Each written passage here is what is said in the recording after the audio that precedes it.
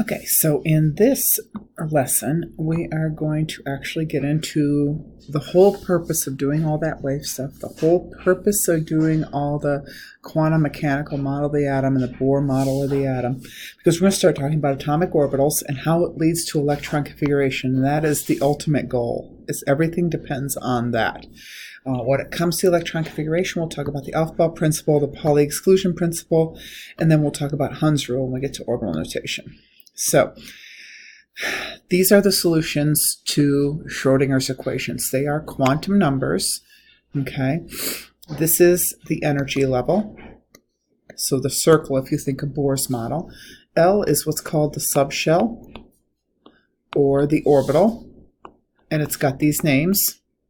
And then this is the orientation it has in 3D space. Okay, but the big thing is to take away that all of these orbitals that we're used to dealing with all originate from solutions to Schrodinger's wave functions.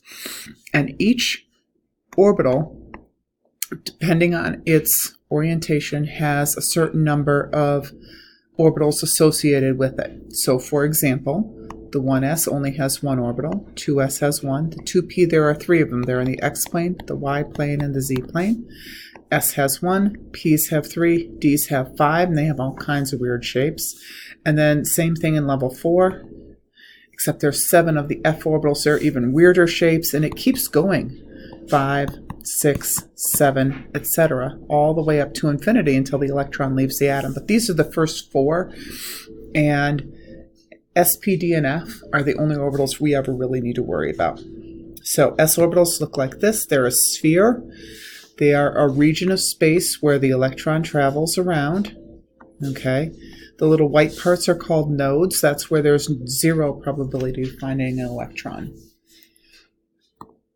P orbitals have a quantum number of 1, and they're on the x-axis, the y-axis, and the z-axis.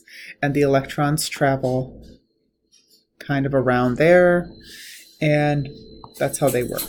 D orbitals, they have a quantum number, a subshell of 2, and there are 5 of them, and they kind of look like a clover leaf except for this one. And then these are the f orbitals, and there's 7 of them, okay? Again, I don't expect you guys to know any of this stuff except to recognize that there are 7 f orbitals, and there are areas of space where the electrons travel. They are the solutions to Schrodinger's wave functions. Okay, so where are the electrons? That's what we're talking about. That's the ultimate goal. So the address for any electron can be approximated using something called electron configuration, but the first rule is that the electrons are assumed to fill the lowest energy orbitals before filling higher energy orbitals. Everything wants to get to the lowest energy possible. That is the most stable situation for them. And so the orbitals closest to the nucleus are of the lowest energy. That means n equals 1. Energy level 1, the first circle out. It's called the ground state. And they go in there until it fills up. And the Pauli exclusion principle says that no 2 electrons can have the same 4 quantum numbers. That means they can be in the same energy level, they can be in the same L, they can even be in the same ML, okay, but they cannot have the same spin, okay? So there's 4 different quantum numbers. N sub L is the energy level, L is the shape, S, P, D, or F, M sub L is the orientation in 3D space, but they have to have opposite spin if everything else is the same, okay? That means there's only 2 electrons allowed in any one orbital, and then it's full. So the way it works, unfortunately, this is hydrogen.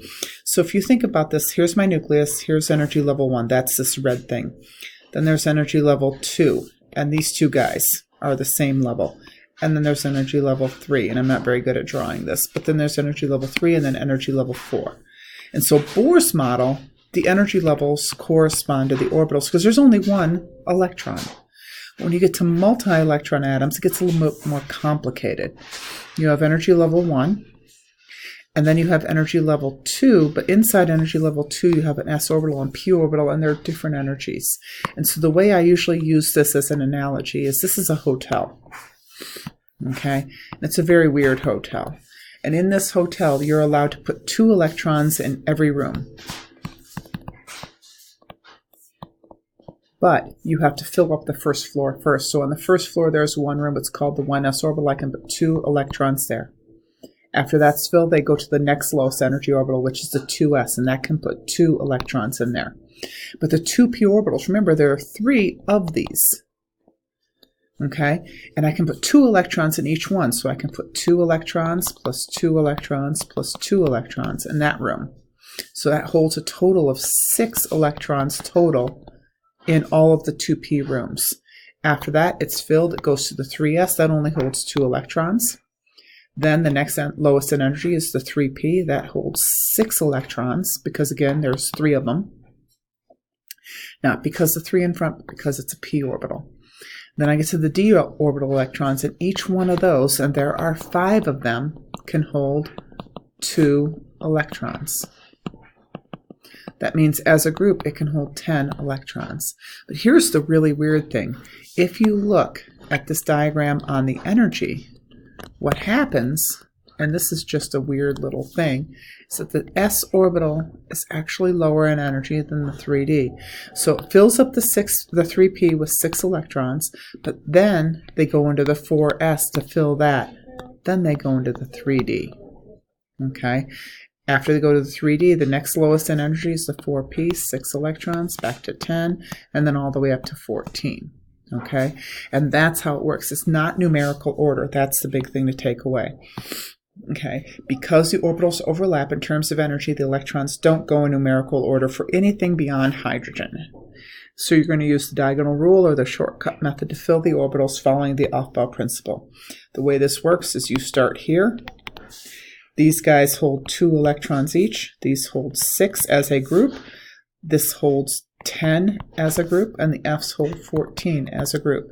Using this diagram, you can do the electron configuration for everything on the periodic table. Okay, you will never have to go into this one, this one, this one, or this one, or that one.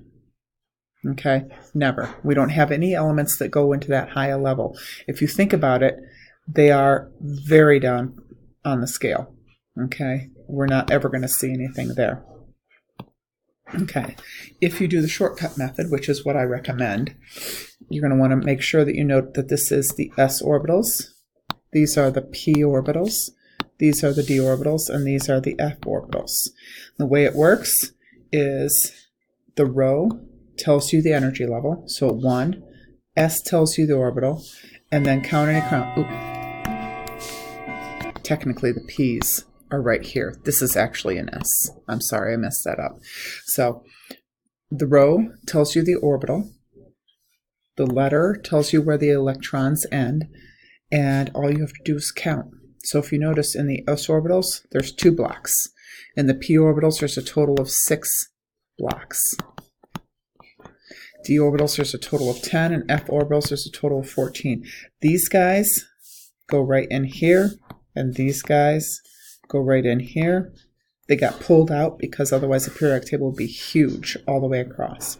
The other thing to notice is that even though this is in row 4, this is my 4s, this is my 3d. Remember what I told you about the energy level being a little bit lower for the 3d? Sorry, 4s than the 3d. So these guys are 3d, 4d, 5d, and 6d.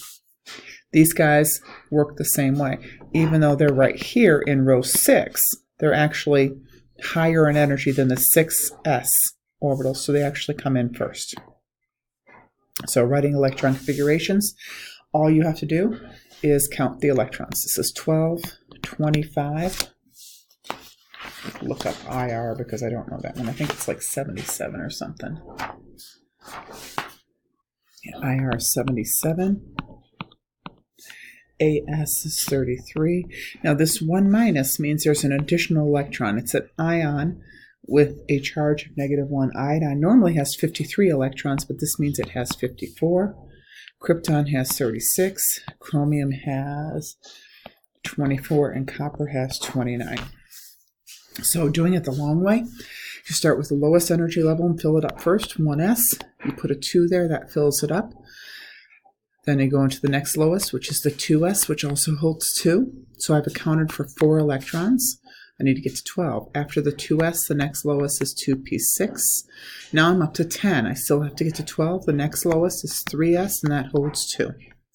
That's one way to do it. The other way to do it is the shortcut method.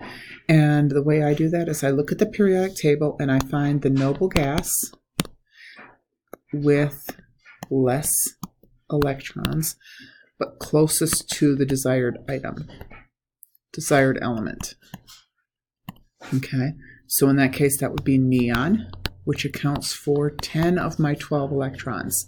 And then I count down on my periodic table. It's in the third row, so 3, and it's in the S block, 2. That adds up to 12. Okay, manganese. Doing it the long ways. 1s2, 2s2, 2p6, 3s2, 3p6. After that, you go into the 4s before the 3d, and then 3d5, and that adds up to 25. If you did it the long way, you find the noble gas that's closest to 25 but less than it, which is argon, counts for 18. That puts me in row 4. That is the S block, holds 2, 3d, 5. Okay, so they have the same ending. It's just that these are what's referred to as core electrons. They're on the inside. Okay, if I did IR the long way, I'm going to write it all out and then I'm going to erase it. So it's 1s2, 2s2, 2p6, 3s2, 3p6, 4s2, 3d10, 4p6, 5s2, 4d10, 5p6, 6s2, 4f14, 5d7. Okay, I can do that because I have this stupid thing memorized and I've done it so many times in my life. If I did it the short way, erasing all of these guys, I'm going to just erase all the ink. That'll just be the easiest way to do it. So 77, noble gas less than 77, but closest to it is xenon. And that accounts for 54 of my electrons. Puts me in row 6s2. After 6s, I notice that I drop down to the rows at the bottom, the rare earths. That's 4f14. Right now it adds up to 70. So I need to go into the next row, which is 5d, and needs to add to 77, 7. Okay, again, core electrons, these are referred to as valence electrons, primarily the level 6. Arsenic is 33. I'm not going to do it the long way. It's argon, 4s2, 3d10, 4p3. I1 minus, even though it adds up to 54, I cannot use the noble gas that is 54. I cannot call it xenon. That's not allowed. Okay, I have to go the noble gas behind that, which is krypton, which is 36 of my electrons. Puts me at 5s2, 4d10, 5p6. Krypton, I have to go to the noble gas less than that, which is argon, 4s2, 3d10, 4p6. Okay, these two in particular, I call them exceptions because they're the only ones the AP exam expects you to memorize. They are exceptions to the rule. They don't follow what you expect them to do. Chromium is actually argon, 4s1, 3d5. Okay, it doesn't do what you expect it to do. There's, to my knowledge, no reason given why it does that. When I was in college, I learned something, but apparently that is no longer true, so I'm not going to say it. Argon 18, 4s1, 3d10. Okay, so that's how you do electron configuration. It should be relatively familiar to you guys. We'll do orbital notation next. Shows how the orbitals are arranged within the electrons or orbitals. Arranged within the orbitals. You're going to use an arrow to symbolize an electron and boxes to represent the orbital, but you got to have this electron configuration first.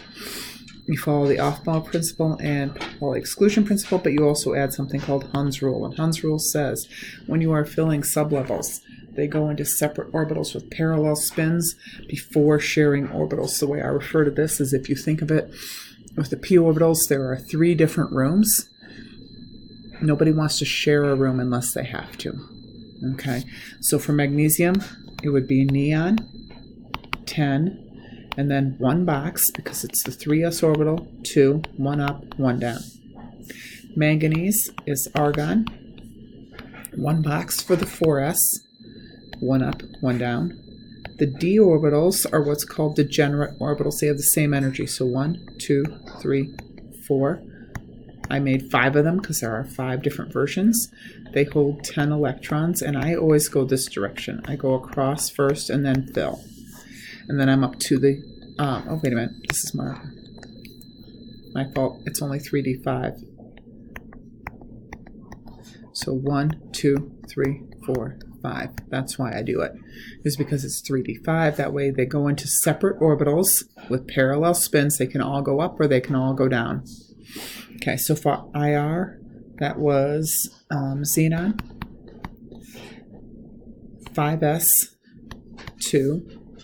6s2, sorry, 4f14, 7 boxes.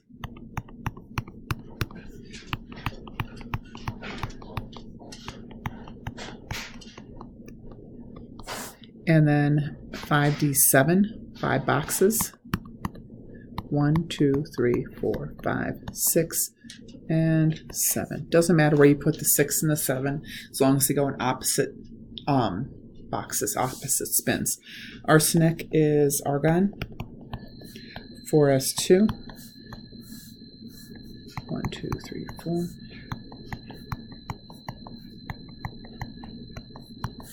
3d10. Then the p orbitals, there are 3 boxes, 1, 2, 3. Okay, that's the biggest thing to watch for, is how many boxes. S orbitals get 1 box, p orbitals get 3 boxes, d orbitals get 5, and f orbitals get 7.